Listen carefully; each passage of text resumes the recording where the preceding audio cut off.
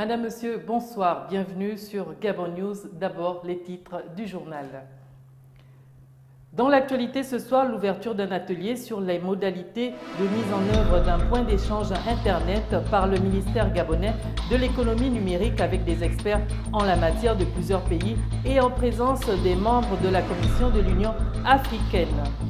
La présentation de la maquette du projet du plus grand drapeau du monde par l'association de la jeunesse du bateau de la paix, c'était ce matin. Le record est actuellement détenu par la Roumanie. Les détails de ce projet dans un instant. Et puis l'ouverture du 4e atelier régional programme ACP Fiche 2 à Libreville.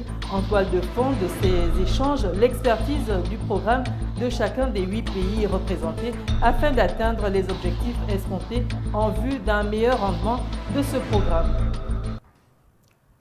Nous débutons ce journal par le centre d'accueil SOS Moana de Libreville qui vient de recevoir la visite du couple cousin qui a apporté bonne humeur et de nombreux lots aux enfants de cette structure. Un geste fortement apprécié par les bénéficiaires. Sabrina Polo et Justin Bitegué.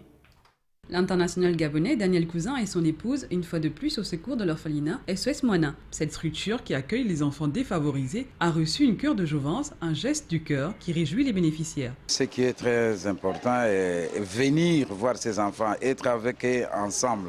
C'est ça le vrai don, de l'amour et de les faire confiance, de les faire comprendre qu'ils ne sont pas seuls.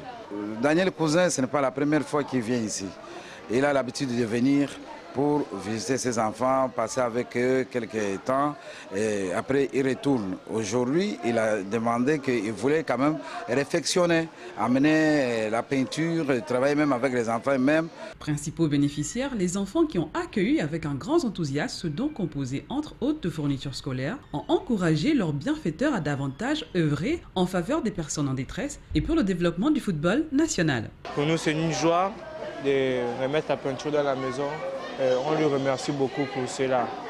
De ne pas se décourager pour le mondial, il doit encore avoir un courage. Pour le mondial 2018, on puisse aller au mondial en Russie. Merci beaucoup. En bon samaritain, le couple cousin, qui a dit son bonheur de se retrouver dans ce cadre, a donné l'objet de cette visite qui visait simplement à apporter la joie et la bonne humeur à ses enfants.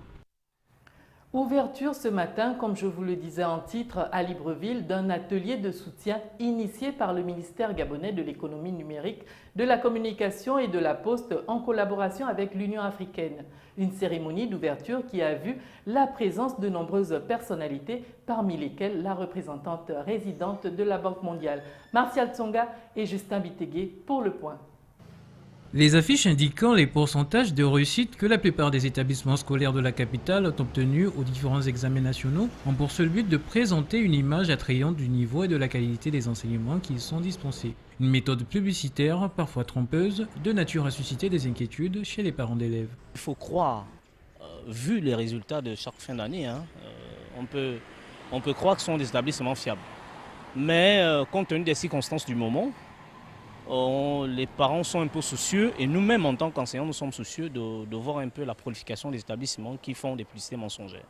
Si à l'approche de la rentrée scolaire, Favoriser l'accès à l'Internet au plus grand nombre et à moindre coût à travers le territoire national, c'est l'objet de l'atelier qui se tient depuis ce mardi à Libreville. L'Internet, qui constitue l'une des priorités du ministère en charge de l'économie numérique, est à ce jour soutenu par la Banque mondiale. L'institution que je représente soutient la stratégie numérique du Gabon avec le projet CAP 4 Gabon d'un montant de 58 millions de dollars qui vise à accroître la couverture géographique des réseaux à bande passante de grande capacité et de diminuer les coûts des services de communication sur le territoire de la République gabonaise. Évoluant au rythme de la mondialisation, le Gabon ne saura être au reste du développement technologique, toute chose qui témoigne de l'importance de ces assises. Les technologies de l'information et de la communication sont incontestablement des facilitateurs pour la réalisation de cette vision. Pour le ministre de l'économie numérique, cet atelier vient donc à point nommé. L'intérêt du présent atelier est donc double. D'abord, il vise à garder le trafic de l'Internet africain au sein du continent, conformément au projet ACIS piloté par la Commission de l'Union africaine. Il vise également à restituer l'étude de faisabilité du point d'échange Internet du Gabon initié par le gouvernement gabonais conformément au plan stratégique Gabon émergent. L'atelier sur les modalités de mise en œuvre du point d'échange Internet et le modèle de gouvernance de l'administration de l'IXP sont les deux thèmes en discussion durant les 2 jours de travaux. Les travaux du 4e et dernier atelier régional de suivi du programme ACP Fiche 2 pour l'Afrique centrale se sont ouverts ce mardi à Libreville. Pendant 3 jours, les administrateurs de pêche des 8 pays de la sous-région impliqués dans la mise en œuvre de ce programme passeront en revue les projets exécutés en vue d'obtenir des résultats qui devront être en phase avec les objectifs escomptés. Muriel Danyene et Fred Ndongo. Il sera question pour les délégués de discuter et d'évaluer tous les résultats des projets terminés et ceux en cours d'exécution dans les différents pays, notamment ceux se rapportant aux politiques de contrôle et de gestion des pêches afin d'analyser les résultats et leur impact sur le développement du secteur. Le projet a essayé de remplir beaucoup de fossés. Il manquait des éléments, il manquait les codes de pêche, il manquait les outils de gestion, il manquait de formations sur cette gestion même, il manquait de formations sur la fabrique d'aliments, sur la reproduction des poissons d'aquaculture. On a donné ces éléments à plusieurs personnes, ce qui fait qu'on a de la matière, il suffit de la mettre en œuvre. Pour le Gabon qui abrite les présentes assises, le programme ACP Fiche 2 apparaît aujourd'hui comme l'une des solutions du développement véritable du secteur de la pêche. Cet atelier permet donc de faire un peu le bilan en fait de ce qui a été fait durant ces 4 ans et demi, ce que nous avons eu comme avantage, quels ont été les ratés de ce programme, qu'est-ce que nous souhaitons pour le futur. Important outil de coopération entre l'Union européenne et les pays d'Afrique, des Caraïbes et du Pacifique, le programme ACP Fiche 2 contribue à la gestion durable et équitable des pêches avec pour principal objectif d'améliorer la sécurité alimentaire dans les régions ACP. L'association de la jeunesse du bateau de la paix a présenté ce mardi au public la maquette du projet du drapeau gabonais le plus grand du monde. Un ambitieux projet qui va nécessiter l'implication et la participation de plusieurs composantes allant des jeunes aux décideurs dans le but de battre le record du monde actuellement détenu par la Roumanie. Regardez.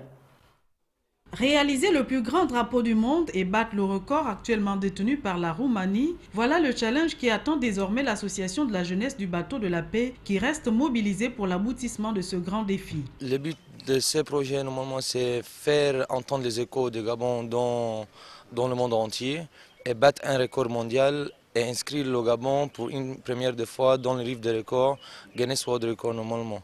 Et normalement, le plus grand objectif derrière ce projet, c'est renforcer la cohésion et la paix dans le Gabon. Par les jeunes et avec les jeunes, ce projet qui vient d'être présenté pourrait ouvrir de nombreuses perspectives à la jeunesse gabonaise. L'objectif recherché par notre association est de participer à l'émergence du nom du Gabon. Avec la Pointe Déni comme site choisi pour abriter ce gigantesque drapeau qui va mesurer 320 mètres sur 400, le secteur touristique figurera aussi en bonne place dans ce projet. À partir de la Pointe Déni, nous pourrons revaloriser, c'est-à-dire le patrimoine touristique gabonais et surtout de mieux vendre les valeurs, c'est-à-dire gabonais qui pourront permettre à ce que les investisseurs, c'est-à-dire non seulement nationaux, mais internationaux aussi, de pouvoir mieux, c'est-à-dire mieux cadrer et mieux voir le Gabon dans le bon sens et de pouvoir être présent pour le développement de ce pays. Ambitieux projet qui, arrivé à son terme, fera de la bannière vert, jaune et bleu le plus grand drapeau du monde reconnu par le fameux livre Guinness Record.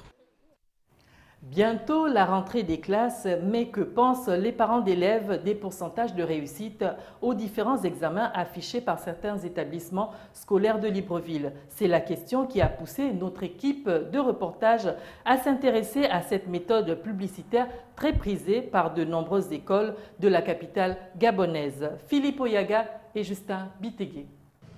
Les affiches indiquant les pourcentages de réussite que la plupart des établissements scolaires de la capitale ont obtenus aux différents examens nationaux ont pour seul but de présenter une image attrayante du niveau et de la qualité des enseignements qui y sont dispensés. Une méthode publicitaire, parfois trompeuse, de nature à susciter des inquiétudes chez les parents d'élèves. Il faut croire, vu les résultats de chaque fin d'année, on peut croire que ce sont des établissements fiables.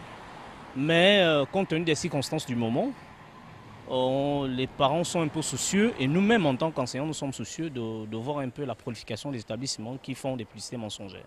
Si à l'approche de la rentrée scolaire, de nombreux parents d'élèves sont soucieux d'inscrire leurs enfants dans des écoles crédibles, il reste que beaucoup, parmi eux, ne disposent pas toujours d'éléments d'information sur ces derniers. Une préoccupation légitime à laquelle un responsable d'établissement donne des précisions. Beaucoup de chefs d'établissement ou bien beaucoup d'écoles mal organisées présentent des résultats qui ne sont pas conformes à ce que la tutelle a publié. Mais aujourd'hui, il n'y a pas à se tromper. Vous allez sur le net, vous tapez Google, résultat BEPC, vous aurez le palmarès du BEPC de l'année 2013. Ce qui veut dire qu'il n'y a pas donné de résultats mensongers. Et pour ce qui nous concerne, avant même de publier nos résultats, nous consultons d'abord le palmarès de l'Éducation nationale. Cette situation commande donc aux parents d'élèves la plus grande prudence. Le choix porté sur ces établissements scolaires devra désormais se faire à la lumière du palmarès établi par le ministère de l'Éducation nationale. Et pour finir, après la rencontre Cameroun-Libye du week-end dernier, l'international camerounais Samuel Eto'o a annoncé sa retraite internationale. Une décision qui alimente les débats à Libreville. Alex Garoutia, de nombreux Camerounais apprécient différemment cette décision. Kenny Ngouri et Justin Bitégué. L'annonce de la retraite internationale de Samuel Eto'o, l'attaquant des Lions indoptables du Cameroun, ne cesse de défrayer la chronique. Alex Garoutier de Libreville, par exemple, le sujet est en débat par de nombreux fans et supporters camerounais.